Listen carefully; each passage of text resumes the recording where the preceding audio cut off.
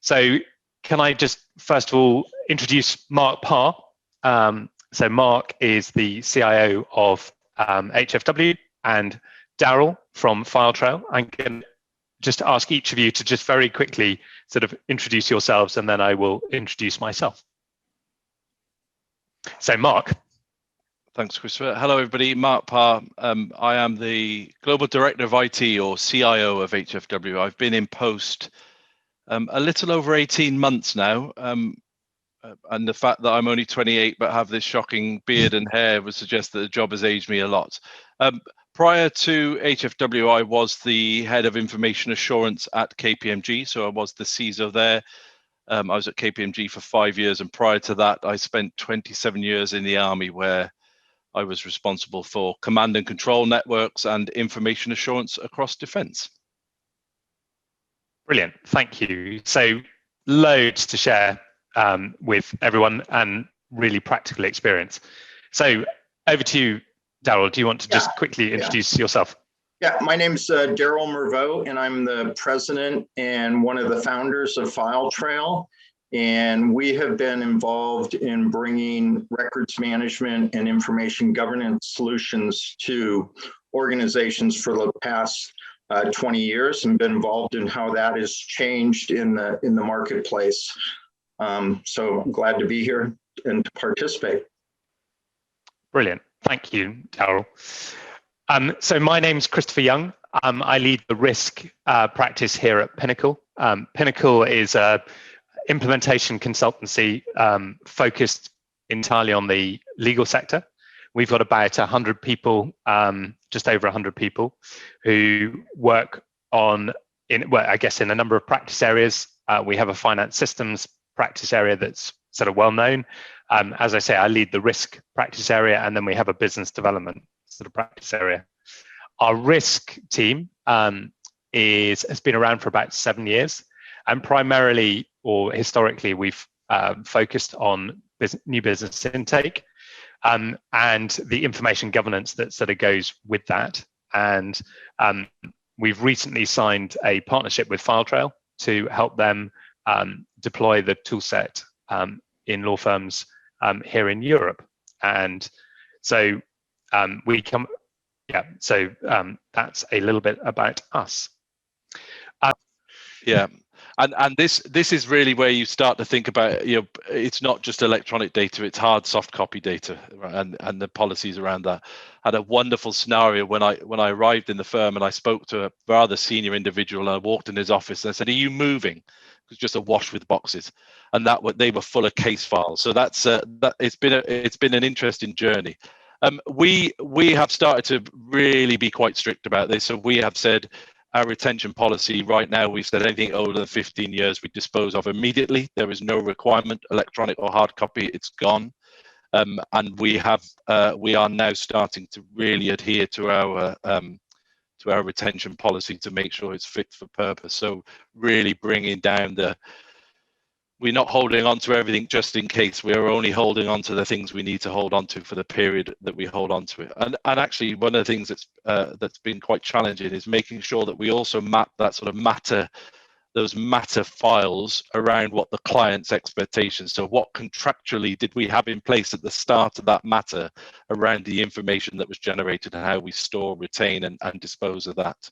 Very similar to the conversation I had with the GC at HFW, and the managing partner was, you have to be aware of how much data we are holding on to and the risk associated with that. And I don't think, and perhaps I'm wrong, perhaps my predecessors had articulated it, but I don't think they'd ever had it sort of really, the figures waved under their nose to say, look, this is how much it is costing us to retain this. And I think back when I was at KPMG, another really good example there was their email journal costs around about £3 million per year just to retain the email journal for KPMG UK. And that's a ludicrous amount of money for an email journal. Yeah, sure. I think certainly it's a conversation to have with the right people. So it's a conversation with the head of risk, it's a conversation with the GC, and a conversation with the CIO. It's making sure that between the three, they have a plan for at least an understanding of how they might want to start tackling it, and I think firmly recognizing the risk doing nothing presents, because I don't think we have that luxury anymore.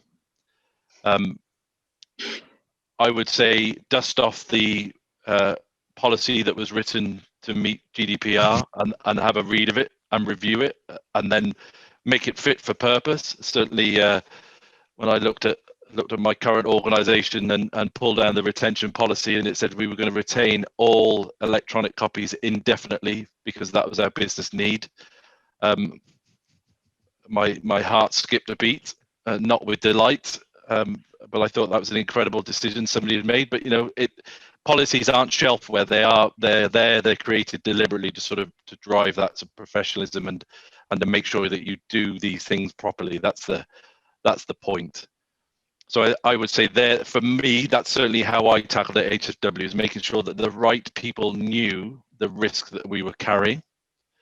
And I didn't just go in and say, this is dreadful, we've got a risk, do something about it. I think it was key that I went in and said, this is dreadful, we've got a risk, and this is what we're going to do.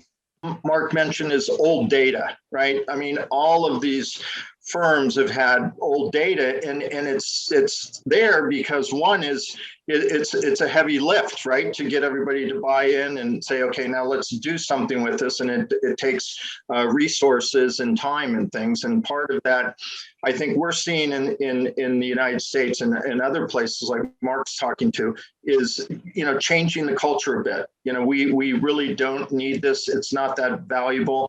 And now when we're moving to the cloud, there's an additional cost coming with that. So we're seeing a lot of firms take their old data and put a deep blob storage and then start addressing the disposition against that. And we also see a lot of firms like Mark mentioned that they're just saying, okay, from 2000 and before, we're going to get rid of that, because not only is it old, but there's really no use for that data. You shouldn't be referencing something that's 20 plus years old. And we're hearing that more and more. So firms are starting to address that. So I think part of it, when you talk about the physical, one of the things with the physical, and we look at that as it's just another information legacy stack, right? Rather than electronic, it's the physical. And one of the things that we see is faster disposition against that, because they feel that cost more. It's a big hard cost, isn't it? Yeah, it's a big hard cost issue. So we're seeing firms, destroying 20,000, 25,000 large numbers of boxes, utilizing our tools so that they're able to have that defensible disposition, stand it up against, any regulator or any client for that matter. And then the other side that Mark talked about are, a lot of things that are driving it in the US are outside counsel guidelines.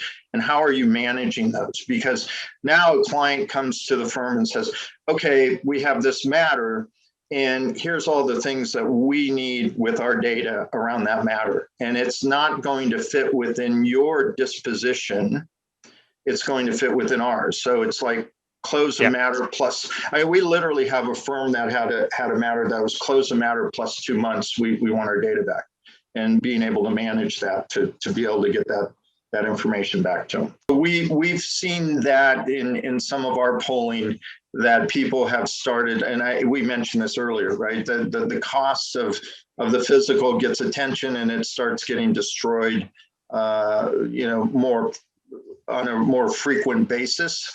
But on the other side, we just executed a destruction against a large DM for a very large firm of 1.5 million records. And that was the first time they'd ever done that. And, most of the firms that we're dealing with, that's what they're looking to solve, right? They're looking to make sure that there's visibility into what's taking place with the data, and that it's executing against the policies, so that we feel confident that we can go ahead and execute against that and destroy those records. So we haven't seen, we've seen firms, when we ask them, have you destroyed any electronic records? It's been only on court order. I mean, we've talked to a lot of firms. Most firms, they get stuck because they don't see where's the roadmap. As Mark said, it's a journey, and you need to be able to, articulate, where the start of the journey is to, what your ultimate goal is. And it's going to take some time. It's going to take, an effort, and it's going to take some technology to move there. Right. And it's going to take outside consultants. It's going to take, a number of different moving parts, but, being able to lay out that roadmap, even if it's like, here's where we start, here's where we expect we can be, with these actions taking place, and benchmark a little bit of that. A number of the firms that have adopted our software is ready to execute against this, but the firm's not ready, right? So those steps are getting put in place so that the stakeholders look at it and say, okay, I feel good about this, and let's go. And the overhead isn't there anymore. I mean, so much of this has stalled because there's not that roadmap, and they just see overhead, right? It's too big. We don't know how to get our hands around it. How much is that going to cost? There's not that path for that journey to follow. So I think that's the biggest thing, and that's how you get buy-in, right? When the stakeholders see it and they know that someone's going to execute against it, and we have the right team in place and the technology, then you get the buy-in, and you start seeing some of the cultural change. My observation would be that everybody has a responsibility, and it depends on which bit you're in. So there's somebody in finance. I was talking to a firm the other day who they're pretty good at destroying their finance records after 7 years, but they can't throw away a box.